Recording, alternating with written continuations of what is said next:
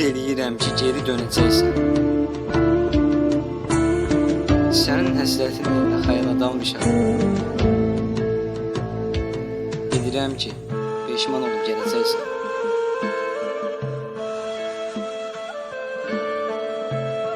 Sonradan peşmançılığın faydası yoxdur.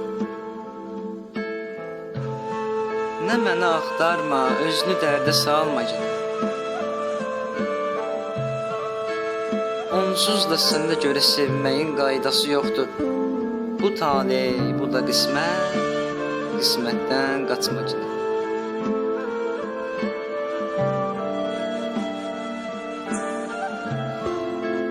Bu olanlar, bu həyat məni yaman sıxır.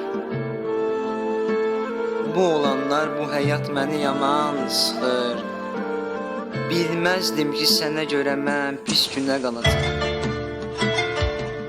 Sanki mənə pəncərədən bir nəfər baxır.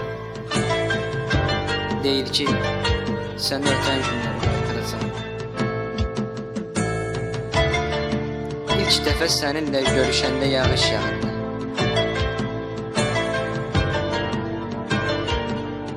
Yadındadır. Deyirdin ki, mən hər adamla taraz gəlmirəm. Sanki hər tərəf bizim görüşümüzə baxırdı.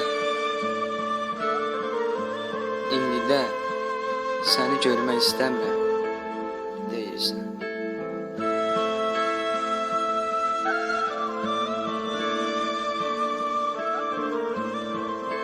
Hər səni xatırlayıb rəsminə baxanda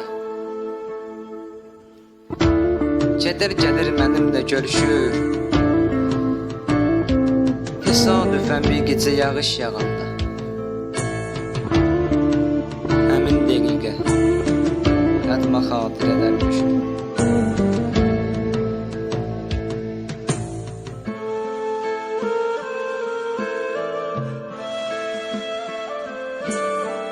Nə vaxtacan mən sənin yoxluğuna səbr edəcəm.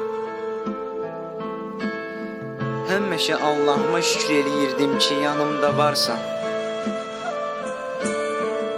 Ayrılıq qapını döyməsin deyə fələyi güdəcəm. İndi sən məni görsən, heç tanımarsan. Heç bilirsən ürəyimdə hər an sənsən. Heç bilirsən ürəyimdə hər an sənsən. Tək səni düşünürəm, tək səni. Mən nələr çəkirəm dərdimi bilsən. Yazdığım şeir xəyala daldırır məni.